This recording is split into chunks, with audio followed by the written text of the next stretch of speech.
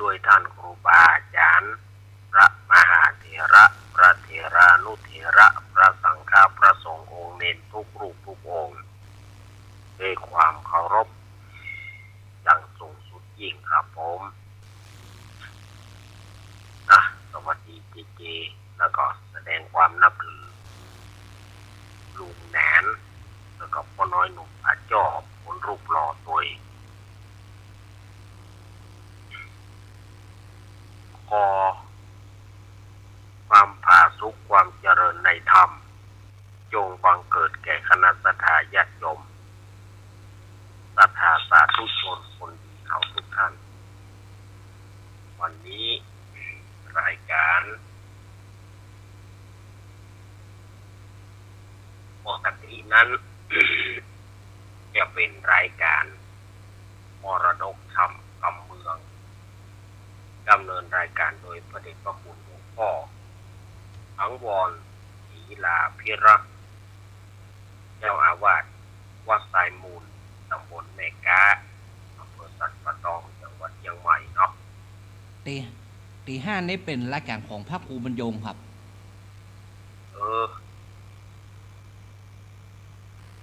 เดี๋ยวกันเพราะว่าปกตินั่นจะเป็นรายการเสียงธรรมแสงอรุณเนาะดำเนินรายการโดยท่านอาจารย์ท่านพระครูอภิวัฒนวิกรมแต่ว่าวันนี้เปิดก็ติดภาระธุระเนาะก็อาตมาภาพสมณเณรรักปัญโยนานวัดสันเมืองตำบลหนองล่องอำเภอเวียงหนองล่องจังหวัดลำพูนก็มาเป็นผู้ดำเนินรายการแทนท่านอาจารย์ท่านพระครูอภิวัฒนวิกรมไปก็รายการเสียงธรรมแสงอรุณนี่ก็จะมาปะกันในช่วงตีห้า ถึง6 โมง โดยประมาณต่างสถานีวิทยุมวลชนคลื่นสีขาวเพื่อชาวประชาวันนี้ก็ทุกสถานีเนาะสถาญาติโยมทุกสถานีที่เปิ่นดำเนินรายการที่เปิ่นรับสัญญาณเพราะว่าจะเป็นสถานีวิทยุคลื่นพระพุทธศาสนาการศึกษาและวัฒนธรรม 104.50 วัดไผ่หินตำบลสุเทพอำเภอเมืองจังหวัดเชียงใหม่โดยเมตตาธรรมของท่านอาจารย์ท่านพระครูสมุวิสุวัฒน์วรกิจโยสถานีวิทยุวัดพระบาทอุดมน้ำบ่อสาวา 100.25 เมกะเฮิรตซ์อำเภอฝางโดยเมตตาธรรมของพระเดชพระคุณหลวงพ่อสุจิตานุรักษ์ด็อกเตอร์ท่านอาจารย์จำเริญโชติธรรมโมสถานีวิทยุห้วยตองซักเรดิโอ 98.75 เมกะเฮิรตซ์ตั้งอยู่วัดห้วยตองซักตำบลกวงเปา อำเภอจอมทองจังหวัดเชียงใหม่โดยเมตตาธรรมของหลวงพ่อวาปีวรมณิตกับท่านอาจารย์ชวริตชัยวังโสสถานีวิทยุมนเสียงธรรม 106.25 เมกะเฮิรตซ์ตั้งอยู่วัดภูผารามตำบลจ้างเขิงอำเภอแม่แจ่มจังหวัดเชียงใหม่สถานีวิทยุชุมชนคนเหนือเขื่อนอำเภอฮอดจังหวัดเชียงใหม่สถานีวิทยุแดนดินถิ่นล้านนาสถานีวิทยุแดนดินถิ่นล้านนาบ้านหงงัวอำเภอสันปะตองโดยคุณโยมรุจิสมบัติเงาคำสถานีวิทยุแม่วางเรดิโอสถานีวิทยุบ้านแป้นเรดิโอบ้านแป้นอำเภอเมืองจังหวัดลำพูนสถานีวิทยุ สีคำเรดิโอ จังหวัดน่านสถานีวิทยุนิกเนียวเรดิโอห้างหุ้นส่วนจำกัดอนุสรณ์เรดิโออันโจงตำบลต้งขวาวอำเภอเมืองปานจังหวัดลำปางสถานีวิทยุเรดิโอเน็ตเวิร์กทั้งสองคลื่นของจังหวัดลำปางสถานีวิทยุชุมชนคนเมืองลี้อำเภอลี้จังหวัดลำพูนโดยพ่อครูเสน่ห์จินาจันทร์และกับสถานีวิทยุวิทยาลัยสงฆ์นครลำปาง 106.50 วัดปุญญวาสวิหารและสถานีวิทยุน่านฟ้าเรดิโอของคุณโยมรุ่งนิรันดร์ปันดอนตองในช่วง5นี้เพิ่นก็รับสัญญาณออกอากาศพร้อมกันในเวลานี้ มาปะกันวันนี้เป็นเจ้าของวันจันทร์ที่28 เมษายน พุทธศักราช 2568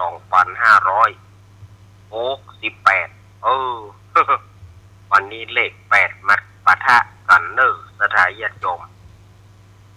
เลข8นั้นมันมาโจรกันวันนี้นะวันนี้วันที่28แล้วก่อนวัน8ยังพระอาจารย์บรรซอยฝากมาขอโทษเข้ารายการบรรจบตัวนะครับขับก็หลวงนานนะครับคำเดียวก่อนถ้าคำนี้นะลืมบอกถ้าจะบอกอะไรอย่างจะไปบอกคำกวมที่กำลังจัดรายการ ถ้าจะบอกขอให้บอกล่วงหน้ามันจะได้จำ ถ้าอย่างเอี้ยมันกำกวมแล้วมันจะไปทางหน้าบ่ได้บอกหลายเตื้อละคำนี้ถ้าจะบอกอะไรอย่างขอจะไปบอกกำกวมอย่างอี้อันนี้ก็สถานญาติโยมอาตมาภาพก็จัดรายการมาเนาะอันนี้ก็ก่อนอื่นนั้นวันนี้นี่อาตมาว่าเลข8มันปะทะกันจะไรวันที่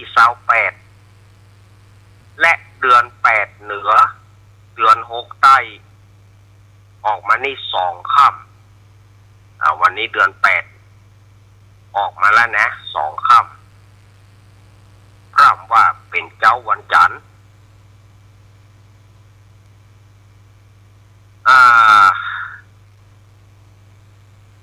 เลิกของวันจันทร์นั้นน่ะเปิ้นบอกว่าเลิกของ2ค่ำวันนี้เป็นวันบดีทำการมงคลเนอะวันนี้2ค่ำฟังธรรมกลางป่าช้าวันนี้เปิ้นบอกให้ทำกิจการอย่างต่างๆนี่แหละเปิ้นว่าฟังธรรมกลางป่าช้ามันบดีแต่คืนนี้อาตมาภาพก็ต้องขอโทษกับศรัทธาญาติโยมที่ฟังคลื่น104เนาะแต่คืนนี้อาตมาเข้ารายการไปกำเดียว อาตมาเข้ารายการไปกำเดียวปรากฏว่าโอ้ฟ้าขลึงอาตมาก็เลยแจ้งกับโยมปี่พิสมัยแล้วก็อาจารย์สมัครว่าฟ้าห้องเนอะขอหยุดก่อนแต่ถ้า4 ทุ่มถ้าฟ้าหยุดก็จะมาเข้ารายการตัวแต่คืนนี้นะแจ้งกับอาจารย์สมัครแล้วก็โยมปี่พิสมัยเจ้าของรายการธรรมะคลายเครียดไปจัดดีแล้ว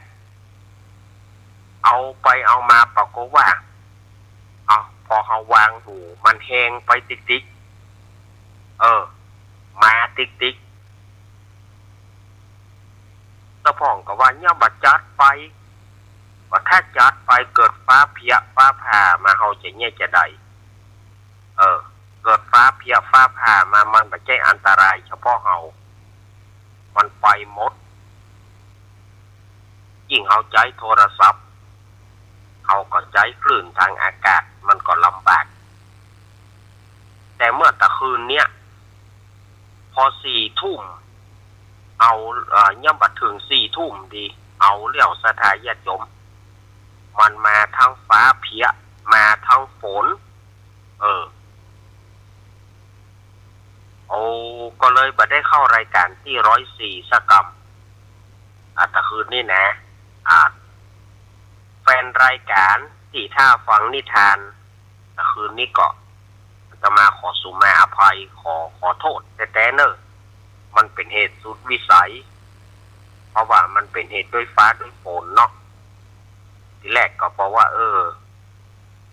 อาจารย์สมัครอันเวลาประมาณ4 ทุ่มนี่ถ้าว่าฟ้าหยุดห้องเดี๋ยวผมจะโทรเข้าไปอีกเอาปรากฏว่ามันบ่หยุด ฟ้าบ่ยอมหยุดซ้ำเพี้ยซ้ำดังเหลือเก่าแฟนรายการที่ถ้าฟังนิทานก็คงเกอร์เนาะตะคืนสุมาอภัยเนอร์แฟนรายการธรรมะไกลเกลี่ยแล้วก็ท่านอาจารย์วรรณชัย ชัยนันโทเปิ้ลก็ฝากขออภัยกับสถานญาติโยมแต่คืนนี้ก็อย่างเดียวกันก็อย่างเดียวกันก็โดยฟ้าโดยฝนนั้นนะโดยฟ้าผ่าฟ้าเพียนั่นนะสถานญาติโยมแล้วก็รายการของลุงแนนก็บ่ได้จัดรายการของท่านอาจารย์วรรณชัยก็บ่จบ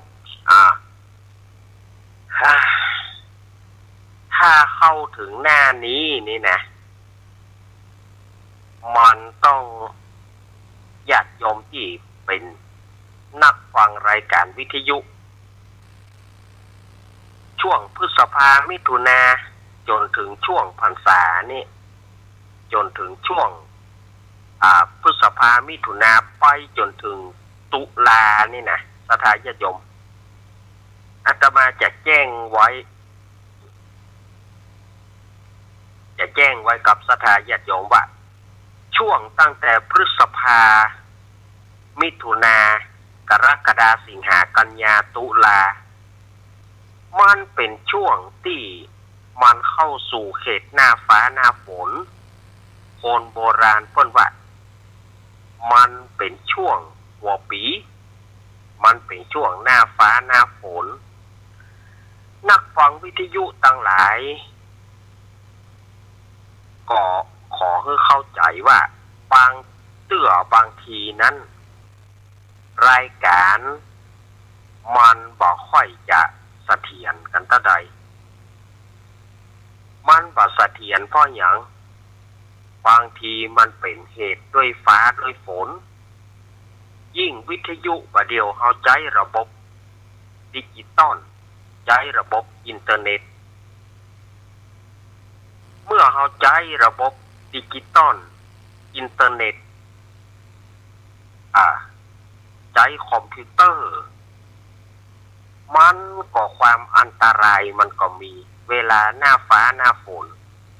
ตั้งแต่ช่วงนี้เป็นต้นไปจนถึงตุลาเนี่ยบางทีรายการก็อาจจะปุดเกิงปุดกังหรือบางทีก็อาจจะขาดไปด้วยเหตุฟ้าเหตุฝนอันนี้ขอสถานญาติโยมได้เข้าใจคำนอว่าบางทีรายการอาจจะขาดไปหรืออาจจะยุดไปกลางคันถ้ามันขลึงบึ้งบ้างสุดแหงเฮาก็บ่สามารถที่จะดำเนินรายการได้1เกิดฟ้าผ่าฟ้าเพี้ยลงมาเกิดเครื่องเสียเครื่องส่งช็อตขึ้นมาอันตรายสถานญาติโยมเนาะมันบ่ใช่เฉพาะว่ามันจะเสี่ยงหมอก100หมอกปันเพี้ยมาก็ไปละเป็นหัวแสนสถานญาติโยมเป็นหัวแสนเครื่องทรงนี่นะเครื่องตัวเครื่องทรงเนี่ย บัดยิ่งบัดเดียวซ้ำให้มันเป็นระบบ อินเทอร์เน็ตมันอันตรายมากๆนะคะญาติโยมบางทีเขาก็ช่วงนี้ถ้าวิทยุมันดับไปหรือว่ามันขาดหรือว่าการจัดรายการถ้ามันเป็นฟ้าผ่าฟ้าเพี้ยเขาก็จำเป็นจะต้องหยุดออกอากาศเขาก็จำเป็นที่จะต้องหยุดออกอากาศเพราะเขาก็ต้องปลอดภัยไว้ก่อนปลอดภัยถึงตัวปลอดภัยถึงเครื่องเสียงปลอดภัยถึงเครื่องส่งเครื่องส่งเขาเนี่ยมันสำคัญเวลามันเสียมามันก็มันปัจจัยย่อยๆแล้วก็มันจะเสียการเสียงานศรัทธาญาติโยมจะมาได้ฟังไปเหมือนกว่าที่เขาจะมากู้กว่าที่เปิ้นจะมาแปลงกว่าที่เขาจะออกอากาศได้มันก็ใช้เวลาปั่นน้อยทีเดียว อันนี้ถ้าหน้าฟ้าหน้าฝนตั้งแต่ช่วงนี้ไปรายการก็อาจจะขาดหายมันก็เป็นด้วยเหตุฟ้าเหตุฝนเนาะศรัทธาญาติโยมต้องเข้าใจนะต้องเข้าใจบอกว่าสถานีที่ไหนแหละถ้าฟ้าห้องฟ้าคางนักๆก็ต้องหยุดถ้าประยุทธ์เกิดมันปั้งเป่งขึ้นมามันก็เสียไปเนาะอันนี้เราก็แจ้งกับศรัทธาญาติโยมว่าในช่วงนี้ต้องทำใจกันหน่อยทำใจกันหน่อยถ้ามันเข้าหน้าหนาวไปก็ดีอะ ถ้าเข้าหน้าหนาวไปก็ดีอะแต่ถ้าในช่วงหน้าฝนช่วงจะเข้าฤดูฝนนี่เราก็ต้องทำจิตทำใจเอากันน้อยเนาะ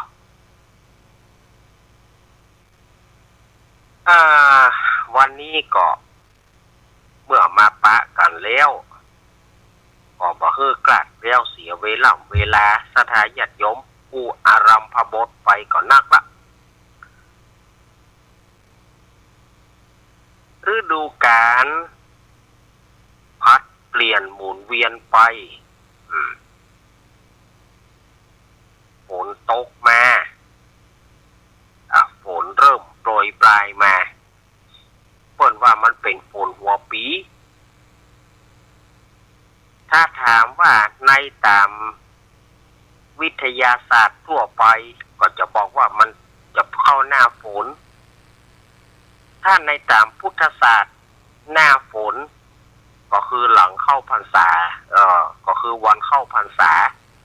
อันนี้ตามพุทธศาสตร์นะถ้าตามพุทธศาสตร์ก็จะบอกว่าหน้าฝนเนี่ยก็คือวันเข้าพรรษามันเริ่มเป็นวสันตฤดูพวกน้องว่าวสันตฤดูแต่ในช่วงนี้ส่วนมากพวกก็จะฮ้องฤดูฝนฤดูฝน คือมันเริ่มเป็นฤดูฝนแต่มันยังปัจจัยเต็มตัว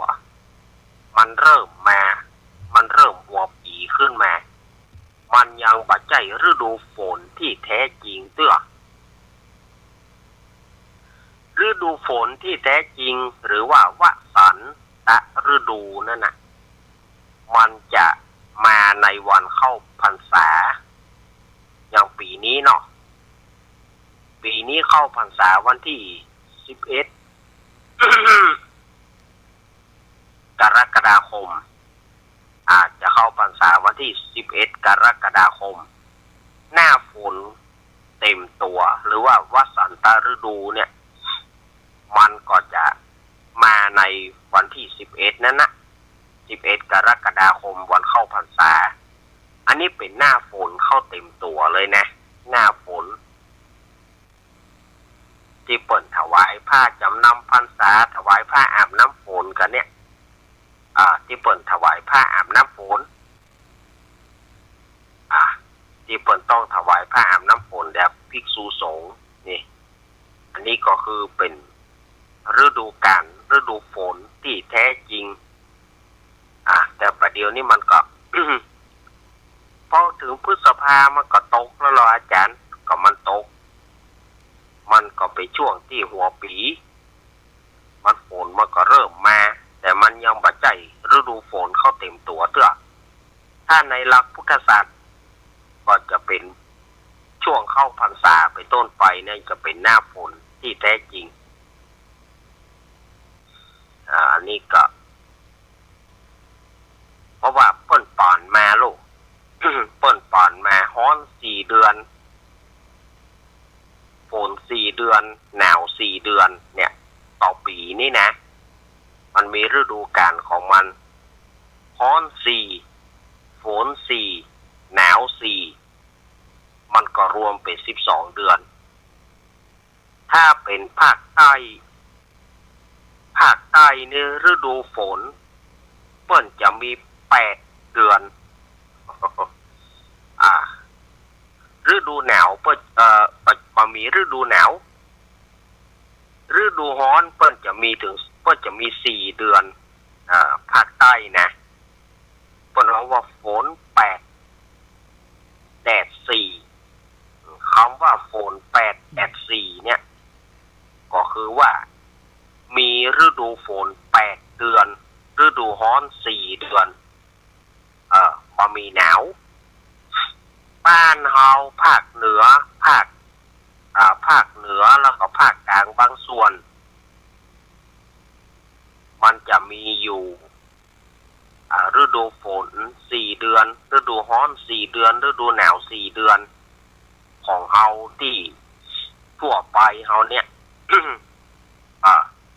เพราะว่าจะเป็นเหนืออีสานกลาง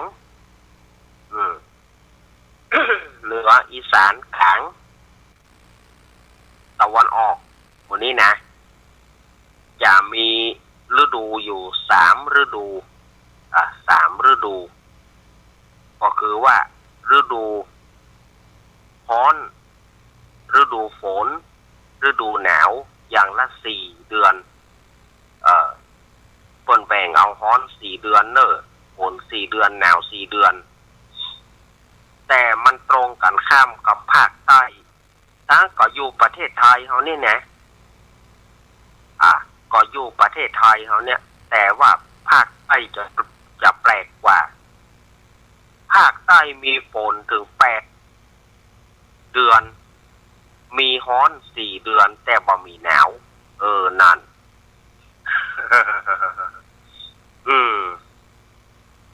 มันก็เป็นเรื่องที่แปลกธรรมชาติก็อยู่ประเทศเดียวกันแต่ว่ามันเปลี่ยนกันไปเพราะว่าฤดูฝน8แดด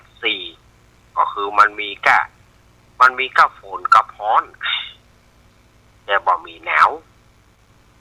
อีขนาดบ้านเฮาเนี่ยร้อนแต่เนี่ยบ้านเฮาเดือดกันนะ ร้อนแต่ร้อนว่าร้อนอย่างล่ำเหลือภาคใต้เปิ้นซ้ำว่าลำบากกว่าเฮาลำบากกว่าเฮาไปทางใดก็ยากกะฤดูฝนเปิ้นมีถึง8 เดือนสดายเดี๋ยวบ้านเฮายังแบ่งฤดูฝน4 เดือนนะตั้งแต่ก็คือกรกฎาถึงตุลาแล้วนะอันนี้หน้าฝนแท้ๆของเฮาหน้าฝนแท้ๆเลยนะ ประเด็นนี้มันก็ไปช่วงกึ่งกลางช่วงร้อนก็ยังถือว่าพฤษภาเนี่ยก็ยังถึงถ้าอู้ต่ำที่แท้จริงก็ยังบ่ใช่ฤดูฝนที่แท้จริงเด้อก็ยังเป็นช่วงฤดูร้อนแต่มันก็มีฝนโปรยปลายมาบางทีก็ฝนซึมขึ้นมาแต่คืนนี้บอกว่าตกไหนนักพ่องแต่คืนนี้นะตกไหนนักพ่องถ้าฝนตกมาเอาละเห็ดต่างๆเนี่ยที่อาตมาว่ามาหลายเตือละเห็ดต่างๆก็จะออกมาละมันจะมากับฝนมันจะมากับฝนเนี่ยของกินต่างๆมันก็มากับฝนเนี่ยผักอุดผักน้ำ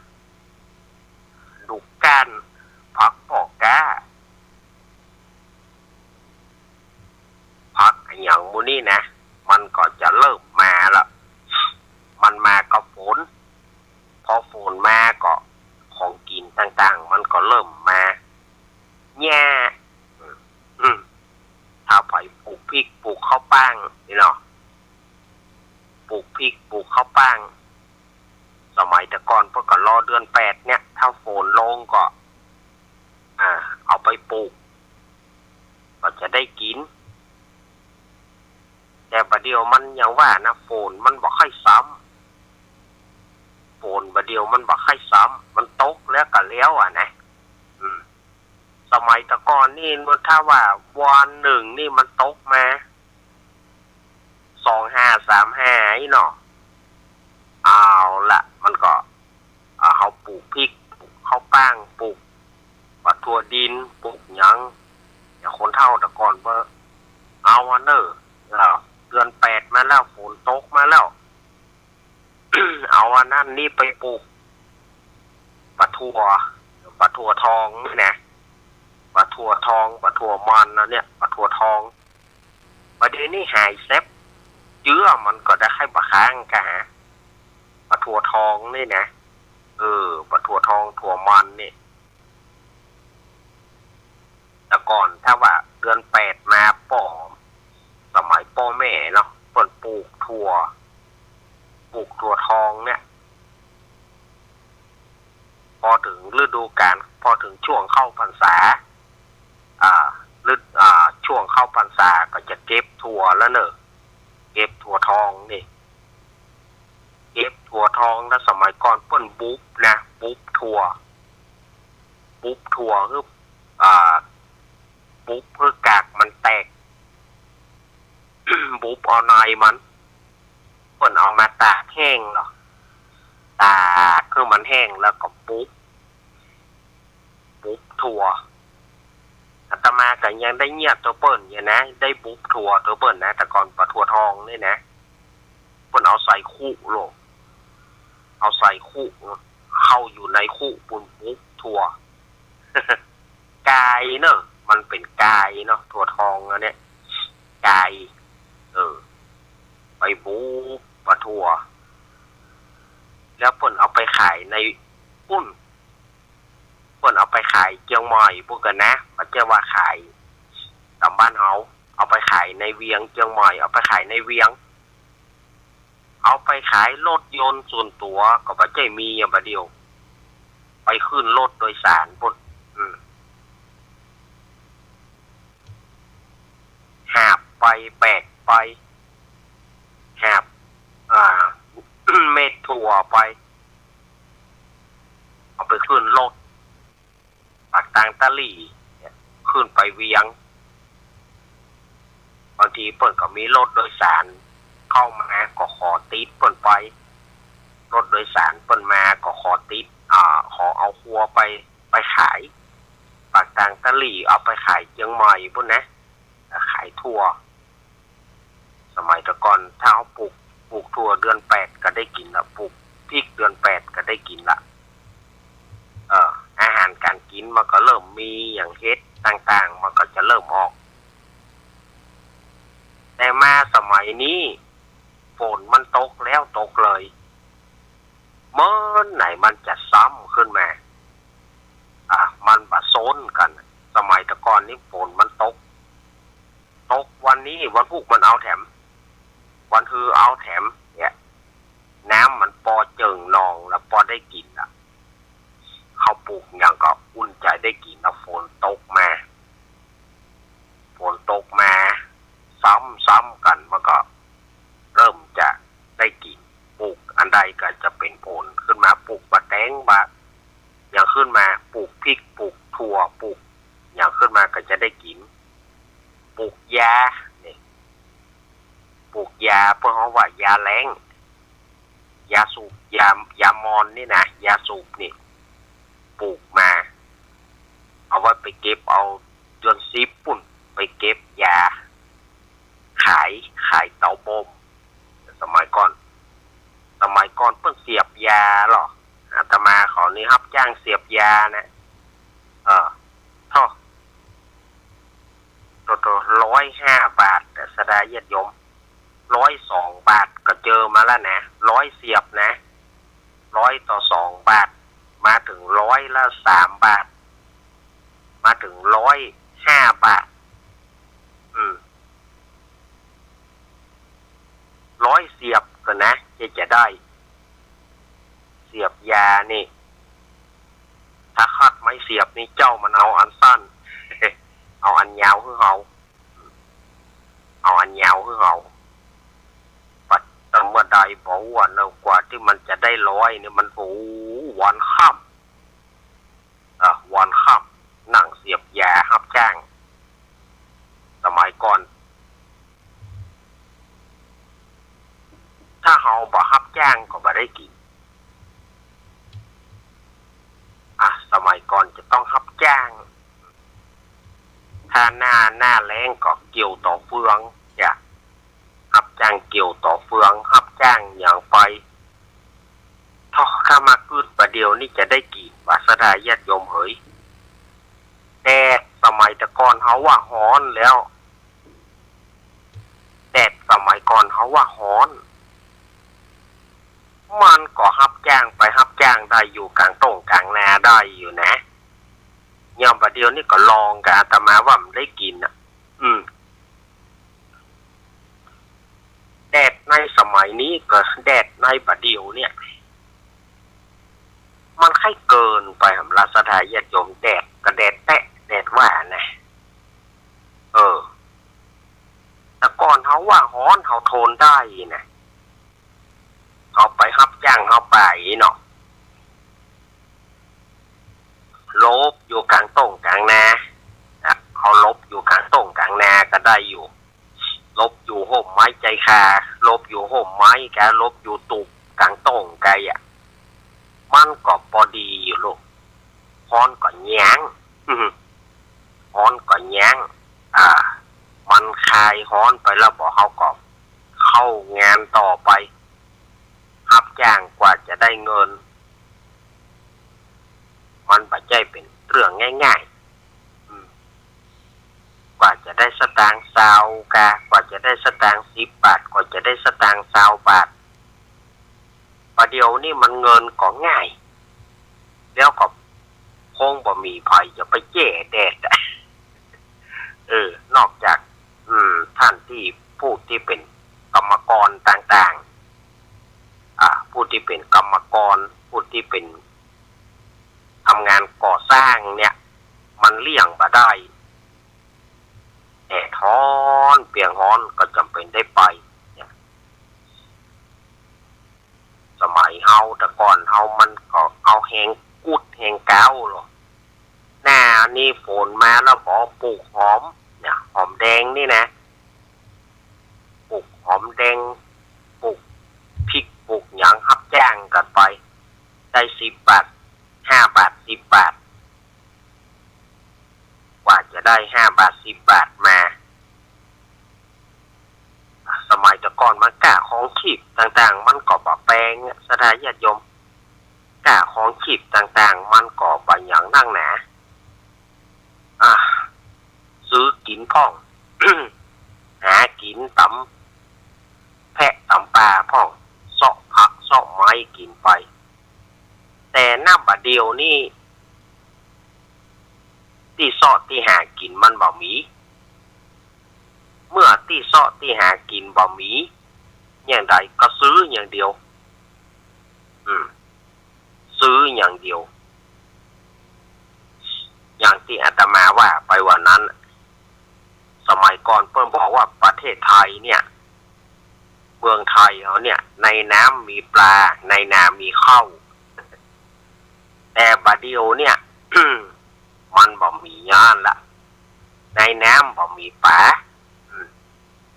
ถึงมีก็มีไปน้อยถ้าจะซื้อปลาก็ไปในกาดในตลาดมี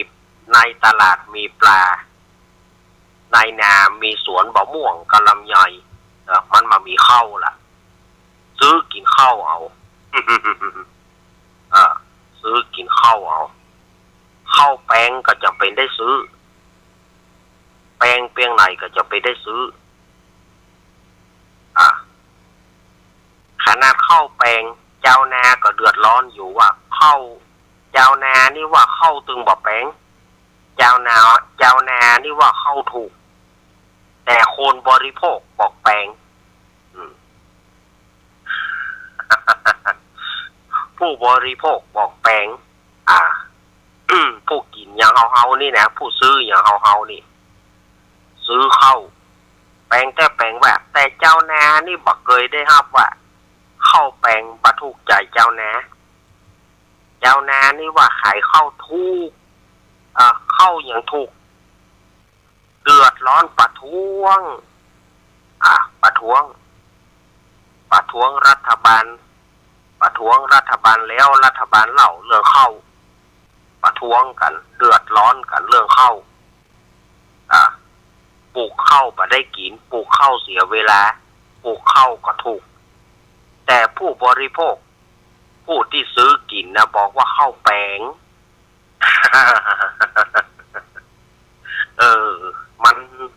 มันกลับกันนะมันกลับด้านกันนะมันกลับด้านกันเรียกว่าเจ้านานี่ถึงว่าเข้าถูกติ๊กๆแต่ผู้ซื้อกินเนี่ยบอกว่าเข้าแปลงเพราะว่าก่อเขาจะไปว่าอย่างใดก็บ่ได้ก็เปิ้นก็ลงทุนลงแหงกันเนาะเปิ้นก็ลงทุนลงแหงกันการปลูกการฝังประเดียวมันอาศัยปุ๋ยอาศัยปุ๋ยอาศัยยานะประเดียวปลูกอย่างกระจ้างต้องมีการเร่งของมันเทคโนโลยีอย่างขึ้นมามันนักหนาป่าป้านสถานยชมกล้าของชีพประเดียวมันสูงปลูกพืชพักสมัยก่อนเขาปลูกฝากไว้กับฟ้ากับดินขอเจ้าตี้ไว้สาเจ้าตี้เฮ้ยขอปลูกอันใดก็ขอให้มันได้กินปลูกปลาเต้าให้ปลาเต้าหน่วยใหญ่ให้ปันได้ขึ้นได้ขายเลี้ยงสัตว์เลี้ยงสิ่งก็ขอให้มันได้ขายอย่ามันไม่ใช่มีอาหารเร่งอย่างมันหรอกปลูกอันใดก็อาศัยน้ำฟ้าสายฝน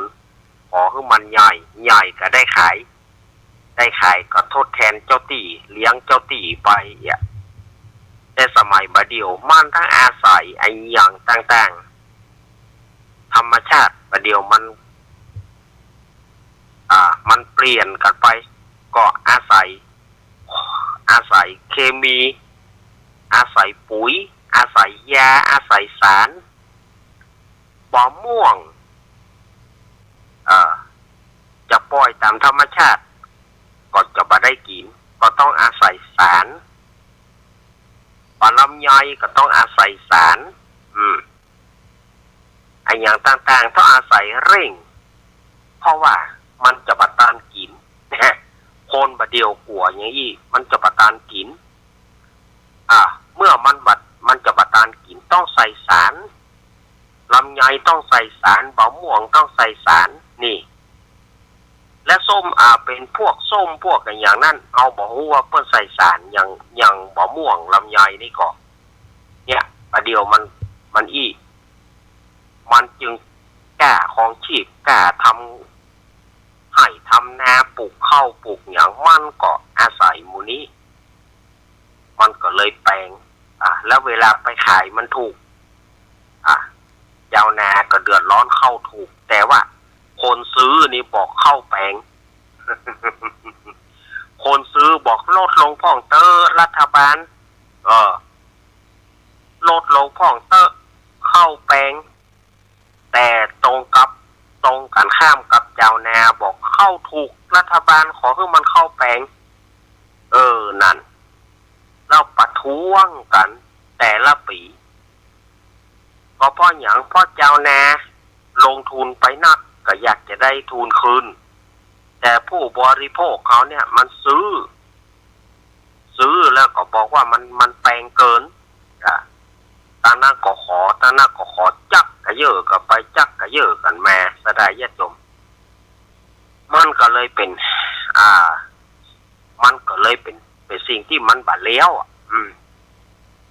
แต่ แต่ละปีมันบ่เลี้ยวบ่หายกันเนาะอันนี้ก็เอามาแจ้งกับศรัทธาญาติโยมนะมันอันใดที่พอหยวนกันได้ก็หยวนกันสมัยตะก่อนเฮากินอย่างกินไปศรัทธาญาติโยมเฮ็ดอย่างมีก็กินไปแต่บัดเดียวมันบ่มีที่เสาะที่หามันต้องซื้ออย่างเดียว มันต้องซื้ออย่างเดียวเนาะอาตมาก็ใจเวลานี้มาเหลือเวลาแถมประมาณ 6-7 นาทีอาตมาภาพจะวางสายเนอสดายญาติโยมวันนี้นะฝนที่ไหนตกพ่องวันนี้อาตมาจะวางสายให้สถาญาติโยมได้โทรเข้ามาเนอะอาตมาเปิดสายแล้วเนอะ083-761-1775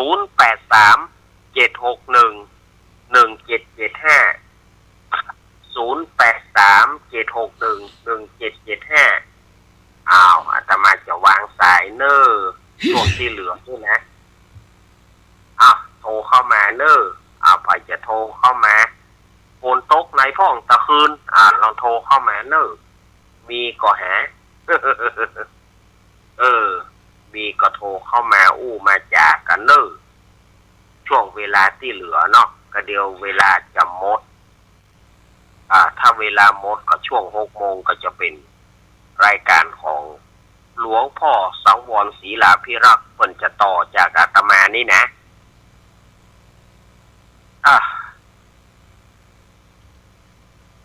ตอนนี้ฝนน่าจะตกทางอื่นนักอยู่นะอาตมาได้ยินฟ้าห้องไก่ๆเนี่ยได้ยินฟ้าห้องไก่ๆเจริญปอนแม่เพนคนสู้ชีวิตมาละน่ากะมันร้อนนะกะ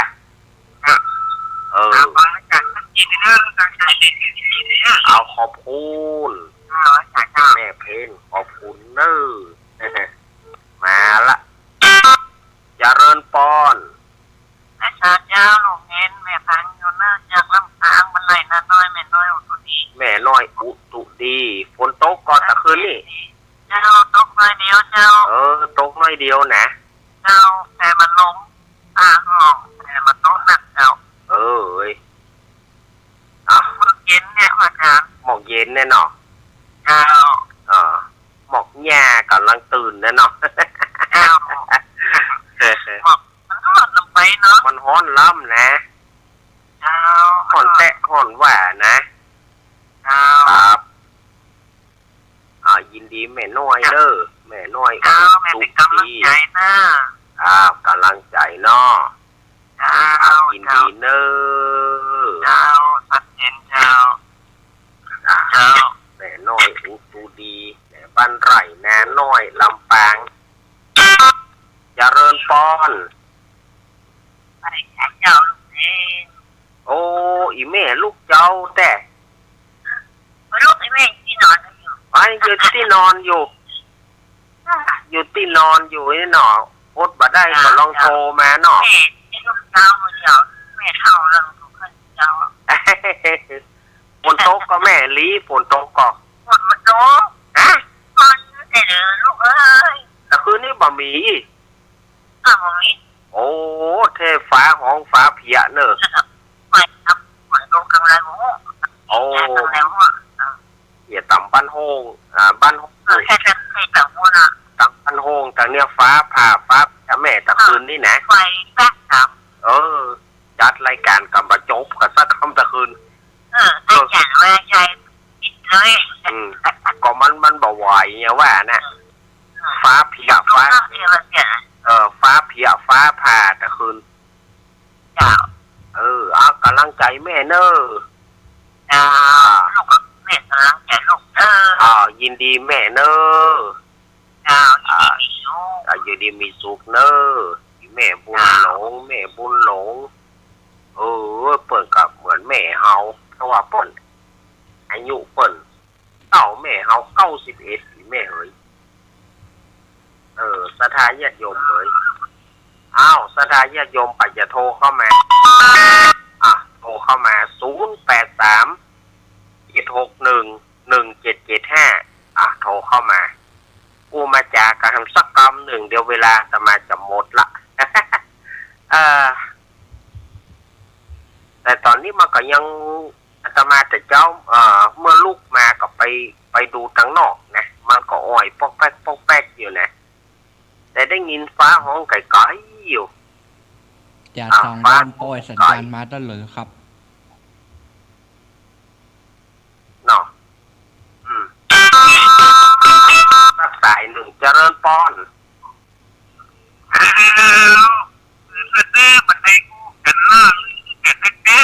แม่แก้วสิงแก้วเนาะ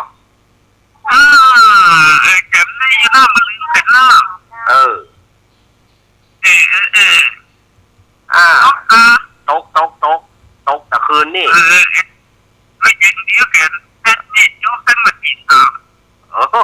นี่มันตกล่าลูก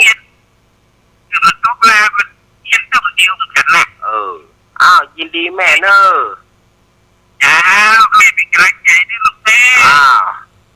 เอาละสถาญาติโยมอาตมาบอกห้าพันเอาละเอาเวลามันก็จะล่วงเลยไปตอนนี้ก็อาตมาจะลาสถาญาติโยมนะได้สถาญาติโยมอยู่ดีมีสุขนะมุ่งมั่นปรารถนาสิ่งใดขอส่งความมุ่งมั่นปรารถนาเนอะต่อไปก็ฟังหลวงพ่อปนต่ออาตมากลาก่อนเนอะยะตาโรธรรมาวัฏันติอายุวโนสุขังปะลัง